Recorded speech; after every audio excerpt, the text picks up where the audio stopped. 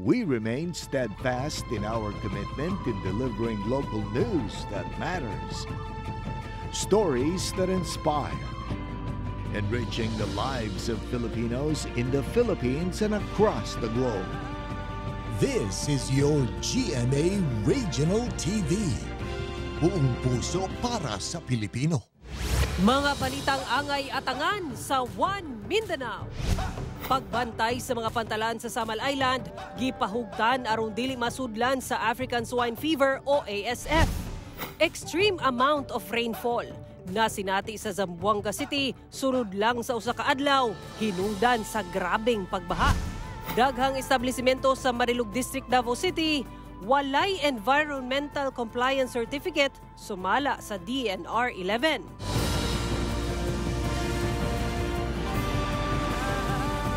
Ito ang GMA Regional TV, One Mindanao.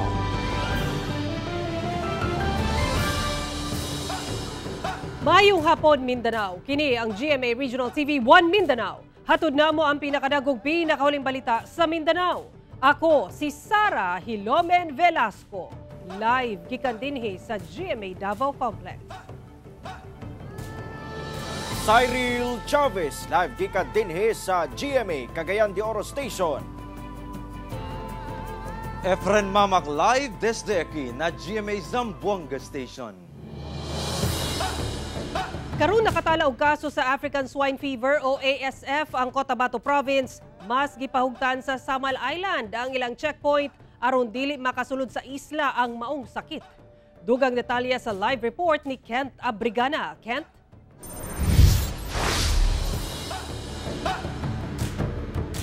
Sara, masugot nga pagbantay ang ginapatuman karon sa Samal Island tungod sa laing bahad sa ASF sa Cotabato Province. Samtang ginaumihangyo karon ang sa mga turista ang Samal Island LGU nga kumamahimo sa sulod na lang sa isla mamalit og karning baboy. Sayo pa lang sa buntag, miabot na sa Port of Babak sa Samal Island si Jojo Bitas, kauban ng iyang kabanay alang sa usa ka post-birthday celebration. Nagdala sila og mga pagkaon gikan sa ilang handa sa Davao City. Ato sobra sa birthday hapon. Ay lechon manok, lechon baboy, spaghetti ug macaroni. Apan gibutyag sa City Veterinary Office sa Samal Island nga bawal na ang pagdala og live hogs o karning baboy. Lakip na usab ang mga meat products. Live nga baboy ginabawal nato, especially kung wala gyud mga documents, no. Sumalasa ko na kuan sulti na nga only commercial farms with negative ASF nga test from DA katulad gyud atong i-allow. Kini agig pagpangandam sa isla human nakatala og mga kaso sa ASF ang Cotabato Province. Sa dato sa Office of the Provincial Veterinary sa Cotabato, dunay 18 ka barangay ang nakatala og ASF kung asa 958 ka mga baboy ang nagpositibo og na-depopulate na. Busa, mas gibugtan na karon sa Veterinary Office sa isla ang pagbantay sa mga entry points sa mga pantalan sa Kaliklik, Kinuwit nun, Davsam ug May West. Hilabi pa nga baguhay pa lang nga nakabalik ang populasyon sa mga baboy sa isla, pinaagi sa ilang repopulation ni atong 2022. Apan bisan pa og nakabawi na ang isla sa epekto sa ASF sa milabayng mga tuig. Nihit gihapon ang halin sa backyard racers, tungod dili sila makabaligya og baboy sa gawas sa Samal Island. Kini may tungod sa napatuman nga guidelines sa Bureau of Animal Industry. Even though wala na may kaso, pero with the Bureau of Animal Industry nga nagkuan po daani, nag-set sa mga guidelines. So mo tong only commercial farms naman gud ang ilang i-allow, provided nga naka-blood sampling sila sa commercial farms nga registered sa ila. In the case of Samal, wherein 99% sa ato ang backyard racers diri, mga racers nato is backyard. Okay. Di siya maalaw nga makagawas. Hinaot ni ini sa mga turista. Kung request sa mga turista nato nga if they want to go to Samal and gusto sila magkuan og mga lechon, mas maayo nga diri na lang sa sabang sila mag-order og lechon para to support also our local farmers. Sara, sa karon mukabat na sa 7 ka mga pasahero ang giharang sa entry point sa Samal Island o gipabalik sa Davao City human kini misulay og dala og mga karneng baboy o ubang pork products pasulod sa isla. Sara. Okay, daghang salamat Kent Abrigana. Senior citizen nga dunay tindahan sa Bukidnon Barangay sa Cagayan de Oro City ang nabiktima sa mangingilad. Halin sa tindahan ang gikawat. Apan una misibat ang sospek, giilisdan ni ini ang halin og peking kwarta. Ani ang report.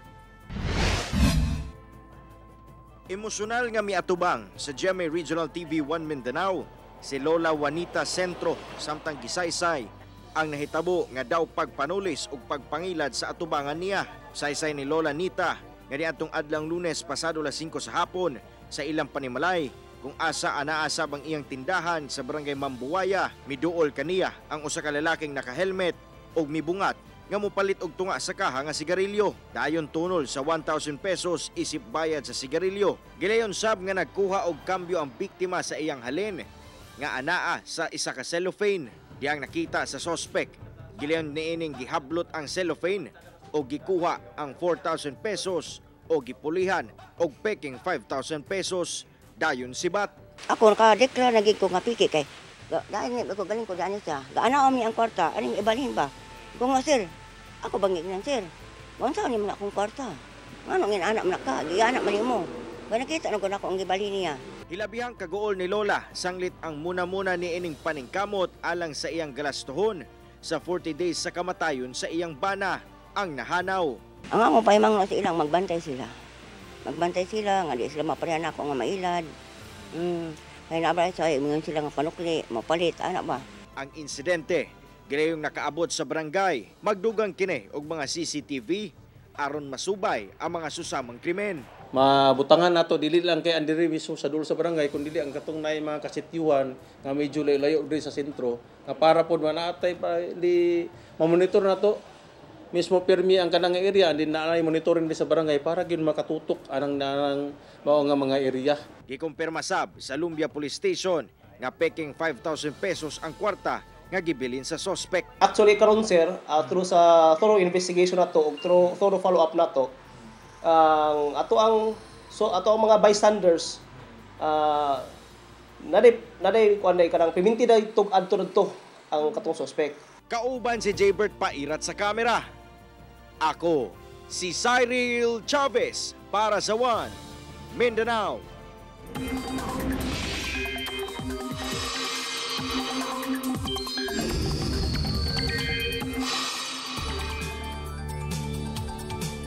Anana sa Luzon ang gibantayang low pressure area sa Mindanao. Padayong ulanon ang dakong bahin sa isla tungod sa hanging habagat.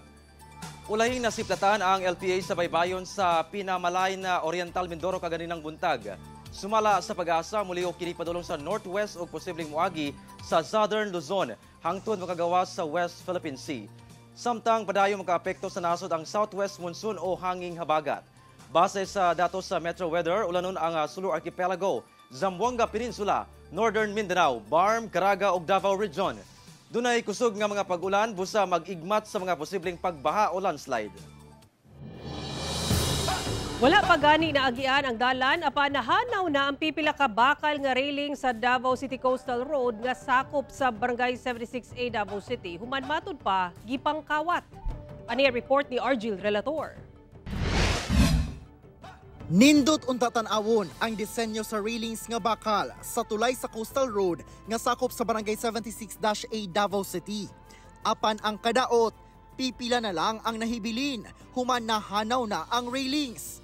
Wala pa gipagian sa mga motorista kini nga segment sa Davao City Coastal Road sanglit dunay mga parte nga wala pa natapos. Apan kung tanaawon kini nga tulay no, brand new ni siya apan daw gi-abandona na sanglit nahawa na kini nga parte ug nangawala ang steel railings. Gani ato makita dinhi nangabuslot na ang semento. Di mailhan nga gitil-til gayud ang semento aron nga makuha ang bakal.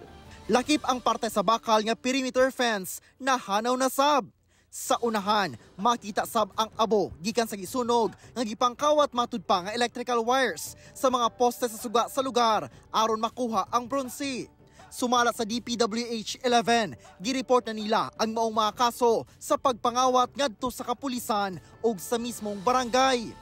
Of course, we have no choice but to replace them no kay part man to sa safety features sa atong infra. Sa karon dako gid kayog matabang ang atong mga barangay, no, katong kung asa nahimutang atong mga proyekto ug katong mga police stations kung asa ang under ang jurisdiction katong ato ang mga portion sa coastal road aron maundang ni.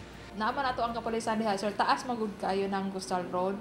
So natay mobile diha nga mag-monitor na pud tay pulis nga ginabutang diha. Pero all the time man good sir no nga in every kuan diha sa coastal road na atay ibutang gyud diha. So kailangan gyud nato kanang tabang sa barangay. Sumala sa opisyal sa barangay 76-A naa na sila mga nadakpan nga nangawat o gipasakaan na og kaso. Sagad man gyud kuno mga minor de edad ang ginasugo sa pagpangawat. Ang mga bata is sugo sa ngadto sa mga kanang ginatawag na mga junk shop. So ang junk shop karon tulong ka junk shop karon nga identified nga gitudlo sa mga bata nga namalit sa ilang mga tinawa. Ako pong itatawag, no? Itatawag nga ako dito sa barangay o nga giwarningan. Nasuta sa matud pa nga dunay kalambigitan ang usa ka security guard sa mga insidenteng pagpangawat kinsa gitangtang na matud pa sa kontraktor. Magpabutang na matud pa og barangay police outpost sa construction site aron maoy magbantay. Kauban si Metro Awing sa kamera. Ako si Argil Relator para sa One Mindanao.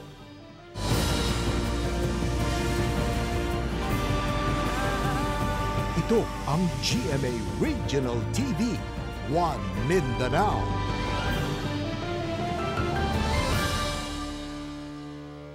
Sa gipaygayon nga survey sa Environment Management Bureau sa DNR-11, duha lang sa 22 ka mga establishmento sa Marilug District sa Davao City nga ilang na survey ang nakakomply sa rekisitos nga Environmental Compliance Certificate.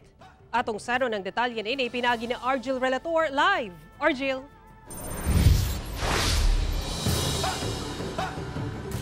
Sara, nagatagbo na matod pa sa technical conference ang mga iya sa mga establishmento.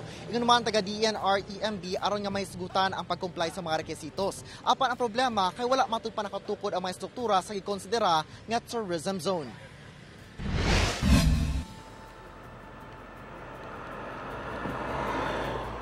Panahon sa pandemya, daw kabute matud pa nga nanurok ang mga inland resorts sa Marilug District, Davao City. Tuig 2021, gihang na-relax na ang restrictions sa pandemya. Nagpahigayon ang Environmental Management Bureau 11 og survey sa lugar. Apan daghan matud pa ang inland resorts nga gipasirado subay sa kamanduan sa Davao City LGU tungod dunay kakulangan sa business permit. Gikan 2021 hangtod karon sa 22 ka inland resorts nga na-survey, duha lang ang dunay Environmental Compliance Certificate o ECC. Og usa ang dunay Certificate of Non-Coverage. Pinatawan na sila ng Notice of Violation, pinatawag na rin ng Technical Conference, and they are required to comply with the requirements to secure the Environmental Compliance Certificate. Sa gipahigayon nga Technical Conference, buot man kuno mag-comply sa mga establishmento sa ECC, apan nasango sa zoning. Sanglit wala nakatukod sa saktong zone ang ilang istruktura. They are not within the tourism zone. So they cannot be given the required document from the planning, from the city zoning office. So pag hindi po sila inallow sa area na yon, they cannot be given with environmental compliance certificate, and pag hindi din sila i-issuehan ng business permit with ng local government, so the local government can impose closure or stoppage of the operation of such firm. Maka-issue matud pa ang ahensya og cease and desist order og pamultahan ang mga magmasinupakon. Hinoon, ang naa sa katungdanan sab sa LGU kung dili mo issue og business permit. Sara, na matud pahigoon nga kasabutan tali sa legal division sa EMB-11.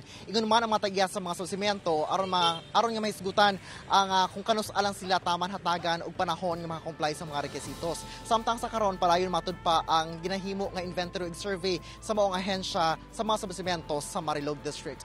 Sara. Okay, daghang salamat Argil Relator.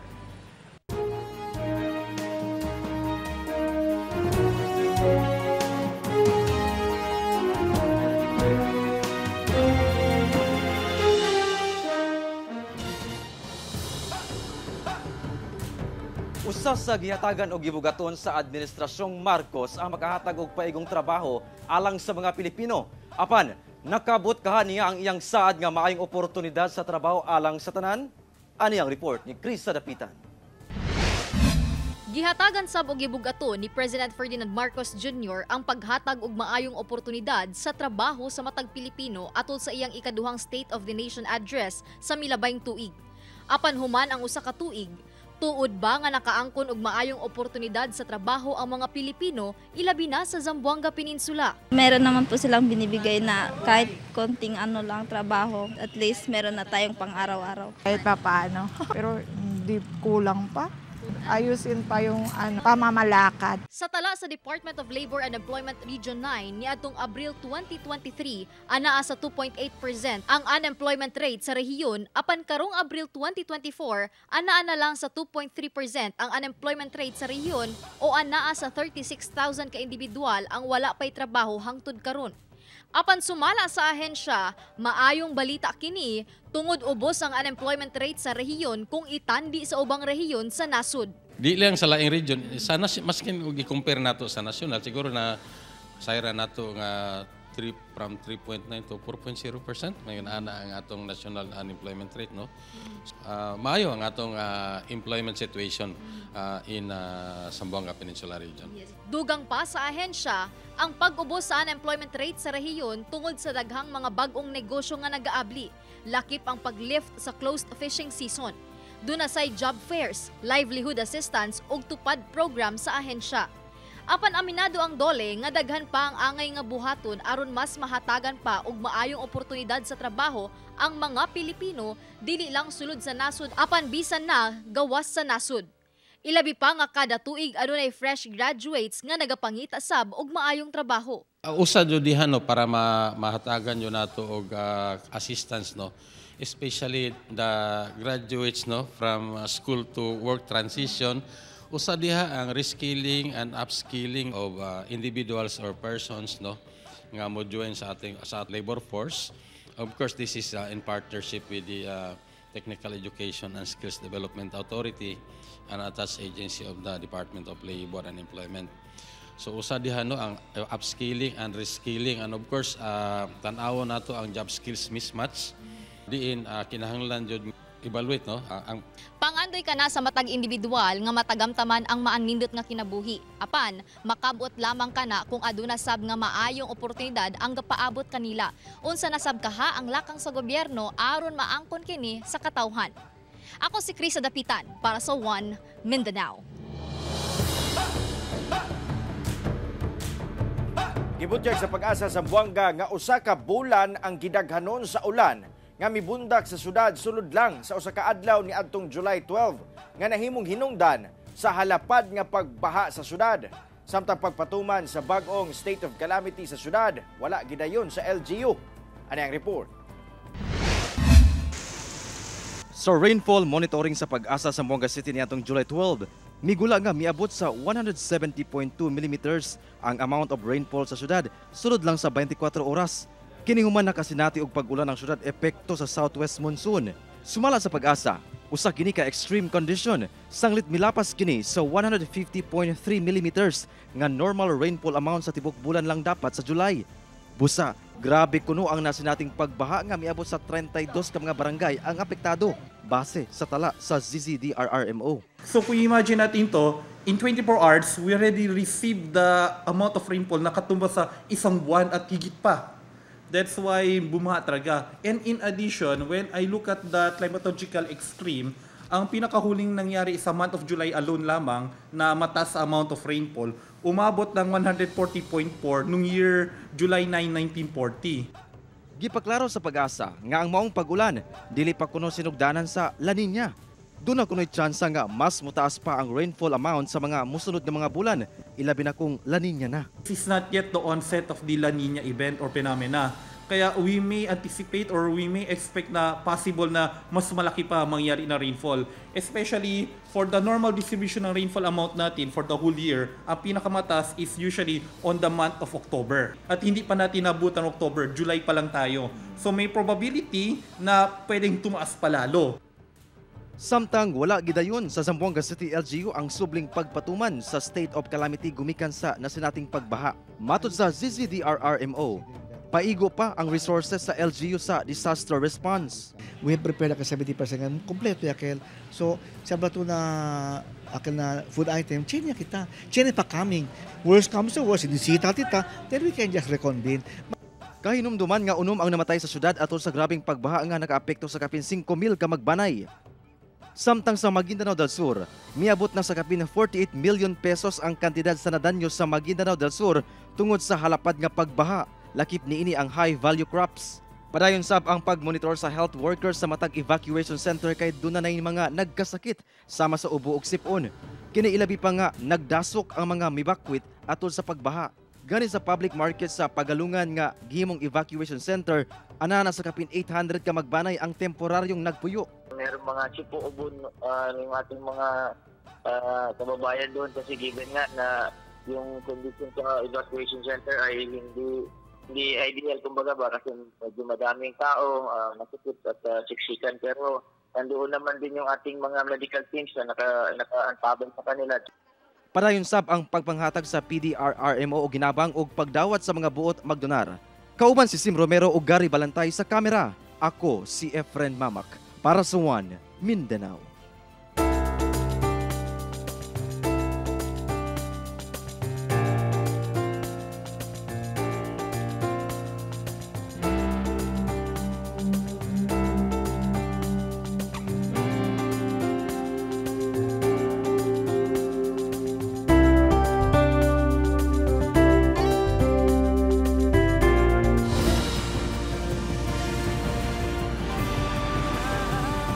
Ito ang GMA Regional TV, One Mindanao.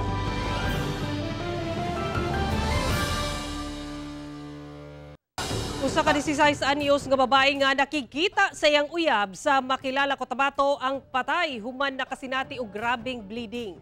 Sa investigasyon sa kapulisan Martes sa gabi dihang nagkita ang babae ug boyfriend niini nga 18 anyos sa balay sa ilang higala dihang nakasinati kini og bleeding. Gidala pa kini sa uyab sa ospital apan dead on arrival na. Sumala pa naghilawas ang mag-uyab una kini nahitabo. Ikaduhang higayon na kuno kining gihimo sa mag-uyab. Usa sa gitanaw sa kapulisan nga anggulo sa pagkamatay sa babae ang posibleng abortion, sanglit posibleng buntis kini. Gidala sab sa kapulisan ng uyab sa police station alang sa investigasyon. Apan ang ginikanan sa babae, desididong kasuhan ang uyab ug homicide. Wala na mihatag og pahayag ang uyab kalabot niini. Ginakuhaan pa og pahayag ang pamilya sa babae. May nangyari sa kanila, nagkaroon ng bleeding kumantong sa pagkamatay nitong dalaga. May consent naman sila at isa din posibleng anggulo is itong possible abortion kasi based doon sa nakikita natin na yung massive bleeding doon sa organ ng babae. So posible na baka nakunan ba ito or may abortion na nangyari. Gipaila-ila na ang mga kandidata sa 59th Miss Cagayan de Oro. Mas engradeng pageant karong umaabot nga Higalaay Festival, gipasalig sa lokal nga kagamhanan.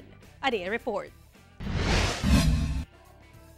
Mas enggrande, mas gipatsada ug mas gipangandaman kini ang pasalig sa lokal nga kagamhanan sa Cagayan de Oro City alang sa nagsing-abot nga 59th Miss Cagayan de Oro 2024.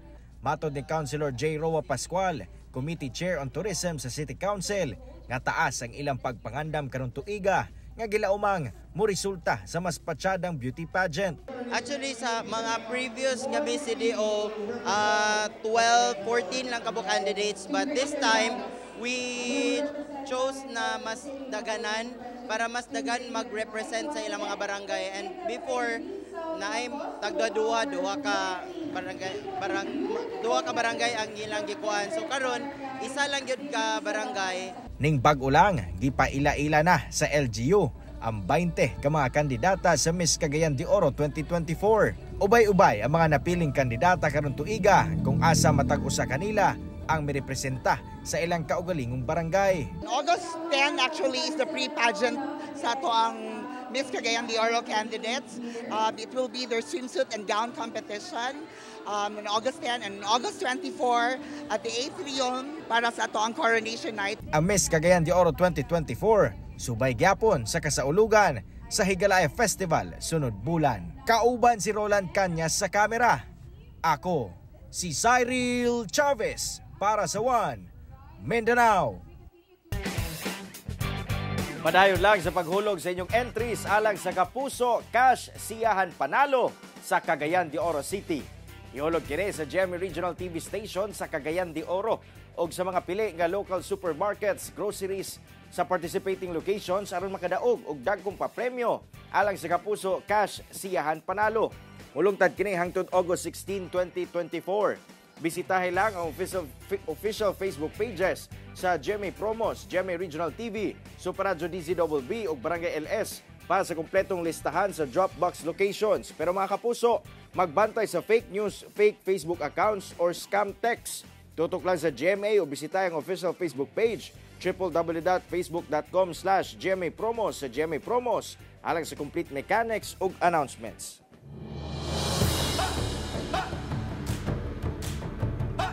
Nakatakdang mupasada na karong bulana ang pipila ka mga modern jeepney o e-jeep sa General Santos City nga kabahin sa PUV Modernization Program sa gobyerno.